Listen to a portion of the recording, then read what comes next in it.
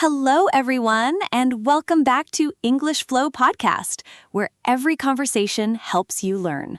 I'm Sarah. Hello, Sarah. Hello, everyone. I'm William. Sarah, I have a confession to make. A confession? Already? We just started. I know, but it is important. When I speak English, sometimes I think in my first language first, and then I translate it into English. Oh, William, you are not alone. Almost every English learner does this. Really? So it is normal? It is very normal, and today we are going to talk about exactly that. How to stop translating? Yes, how to stop translating in your head, how to start thinking directly in English without going through another language first. That sounds like a dream. Is it actually possible? It is completely possible, and it is not as far away as you think. I really want to know how. This is exactly the problem I have. And I think so many of our listeners have the same problem. You understand English well, you listen well, but when you speak, you go through your first language first, and it slows everything down. Yes, that is exactly it. It slows me down, and sometimes by the time I translate, the conversation has already moved on. And today, we are going to fix that, step by step, with real practical advice that actually works. I am so excited for this episode. Me too. But first, a small request from us. If you enjoy learning English with us, please like this episode, subscribe to English Flow Podcast, and share it with a friend who is also learning English. It means so much to us. We love our listeners. We really do. We do. Okay, now let us start. Ready, William? Ready. Let us go. Part 1. Before we talk about how to stop translating, let us understand why we do it in the first place. Good idea. Why do we translate? Because when we first learn a language, our brain creates a bridge, a connection between our first language and the new language. Like, I hear the English word apple, and my brain immediately connects it to the word apple in my own language. Yes, exactly. Your brain says, oh, this English word means this word in my language. It uses your first language as a reference point. Like a dictionary in your head. Exactly like a dictionary. And in the beginning, that is actually helpful. It helps you learn quickly. But then it becomes a problem? Yes. When you reach a higher level, that dictionary in your head starts slowing you down. Because instead of thinking directly in English, you go to your first language first, and then come back to English. And that journey takes time. It takes time, and it causes hesitation and gaps in your speaking. And that frustrating feeling of, I know what I want to say, but I cannot say it fast enough. I know that feeling so well. It is so frustrating. So many learners know that feeling. And the good news is, the brain can change. The brain can build a new direct connection, straight to English, without going through the first language. How do we build that direct connection? That is exactly what we are going to talk about today, step by step. Okay, I am listening carefully. Part 2. The first big step. And this one is really important because most people try to start too big. Too big? What do you mean? They say, I want to think in full English sentences, and then they try to form complete sentences in English in their head, and it feels very difficult, very unnatural. Yes, that is what I try to do, and it is hard. Right, because that is too big of a jump. We need to start smaller. How small? Start with single words. Start by labeling the world around you in English. Labeling? Yes, look around you right now, wherever you are, and name everything you see in English, in your head. Like table, chair, window, cup, phone, book? Yes, exactly like that. And the key thing, do not go through your first language first. See the object and immediately think the English word. So I look at my coffee cup and I immediately think cup or coffee, not the word in my language first. Exactly. You break the habit of going through your first language, one word at a time. That sounds doable, even for a beginner. Very doable. And it is so powerful because every time you do it, you are making that direct connection stronger between the world and English without your first language in the middle. I can do this today, right now. I can start today. You can start in this moment. Look at something near you. Name it in English. Immediately, no translation, just the English word. Window, desk, pen, headphones. Perfect. That is it. That is the first step. It feels almost too simple. The best habits always feel simple. but the effect is enormous. Do this every single day, and your brain will start reaching for English automatically. Part 3. Now, this is something that really changed the way I think about language learning. Think in images. Images? Like pictures? Yes, when a native English speaker hears the word dog, they do not think of another word. They see an image, a dog, in their mind. Ah, the word connects directly to the picture. Yes, the word and the image are the same thing. There is no translation step, no other word in the middle, just dog, and a picture of a dog appears. But for learners, we hear dog and we think of the word dog in our language, and then we picture a dog. Exactly. There is an extra step, and we want to remove that extra step. So how do we do that? When you learn a new English word, do not connect it to the word in your language. Connect it to an image instead. So instead of learning apple means X in my language, I learn apple is a round red or green fruit. I picture it, I feel it, I taste it almost. Yes, that connection between the English word and the real thing, that is direct. That is how native speakers think. And this works for more than just objects? Yes, for emotions too. When you hear the word excited, do not think of the translation. Feel the emotion, the fast heartbeat, the energy, the anticipation. So excited means that feeling, not a word in another language. Exactly. Excited is that feeling. Happy is that warm, light feeling inside. Tired is that heavy, slow feeling in your body. The word and the feeling, no translation. No translation. Direct connection. I want to try this. Can we do a quick exercise? Yes, I will say a word, and you immediately picture it or feel it. Do not translate. Just see it or feel it.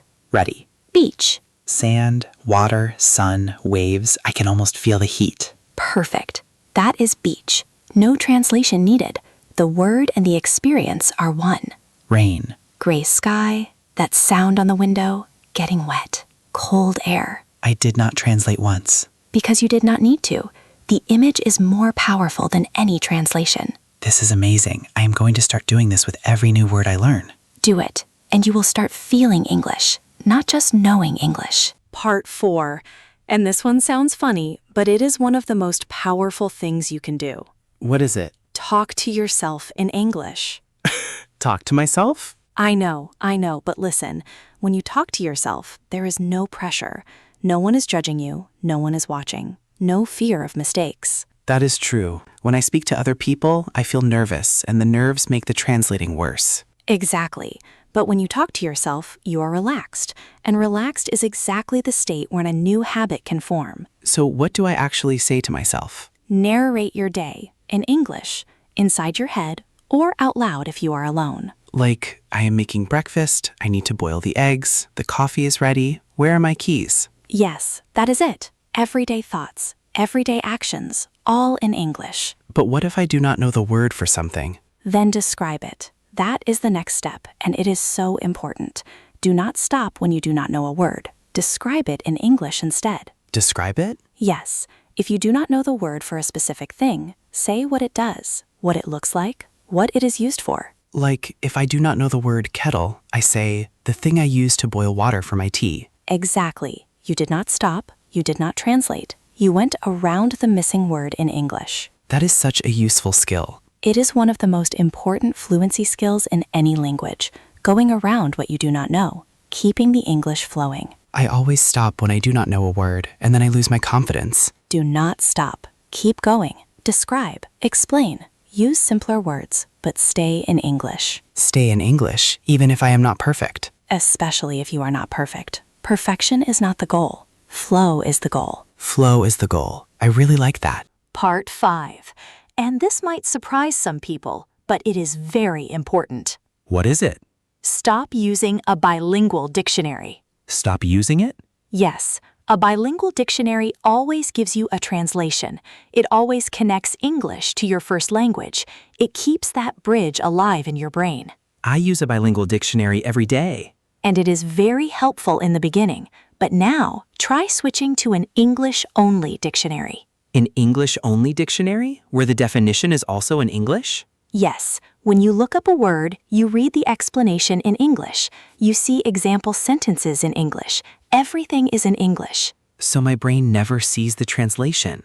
Exactly. Your brain learns the new word directly in English, not through your first language. Like, if I look up the word curious, instead of seeing the translation, I read wanting to know or learn about something, interested in knowing more. Yes, and you also see she was curious about the new student, and I am curious to know what happened. I learned the word in context, in English, without ever seeing my language. And slowly, your brain stops needing the translation step. The word is just the word, in English, direct. I am going to change my dictionary today. Good. And if a word is very new and very difficult, it is okay to use the translation once, just to understand. But then, immediately try to use that word in English sentences. Connect it to English, not to your first language. Use it in English sentences right away? Yes, the faster you use a new word in English context, the faster it becomes an English word in your brain, not a translation of a word from another language. Part 6, and this one is about your daily life, not just your study time, your whole day. Oh, so it is about more than just studying. Much more, because thinking in English is not a skill you build in a classroom or only during lessons. You build it by being around English as much as possible, every day. What does that mean practically? It means change the language on your phone to English. My phone? Yes, you look at your phone many times every day. Every notification, every menu, every setting, all in English. Your brain absorbs it. I never thought about that, but I see my phone constantly. Exactly. And instead of watching films with subtitles in your language, try watching with English subtitles, or no subtitles at all. English subtitles only? Yes. When the subtitle and the audio are both in English, your brain stays in English. It does not jump to your first language for help. But what if I do not understand everything? That is okay. You don't need to understand every word. You need to train your brain to think in English, and that happens even when you don't understand everything. Your brain is still absorbing the rhythm, the sounds, the patterns. So I don't need to understand 100%. No, 80% is wonderful. Even 60%. You are still building the English thinking muscle. The English thinking muscle. I love that. Also, listen to English podcasts, like this one. Like this one. Yes. When you listen to natural English conversations, your brain is living inside the English world, not translating, just listening, just absorbing. And the more I do this, the more English becomes the natural setting of my mind. Yes, English becomes the default, not a foreign language you switch to, but the language your mind naturally reaches for. I want that. I really want that. And you will get there, not overnight, but step by step, day by day. It will happen.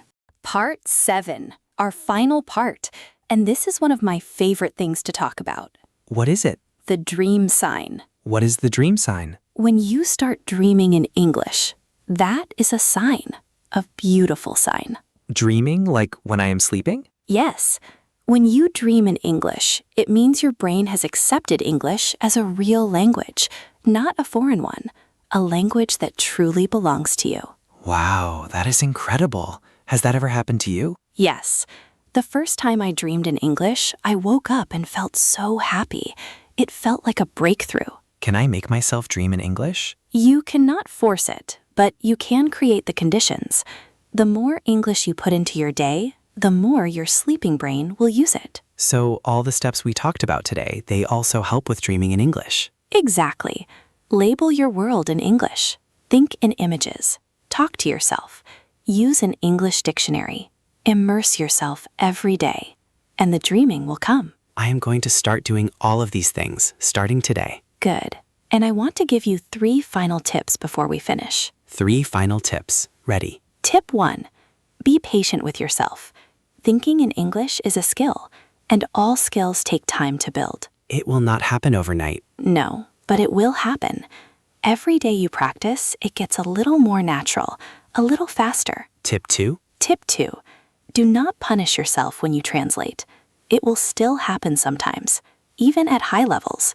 Just notice it and gently bring yourself back to English. Just notice it. Do not be angry. Come back to English. Yes, the noticing itself is progress.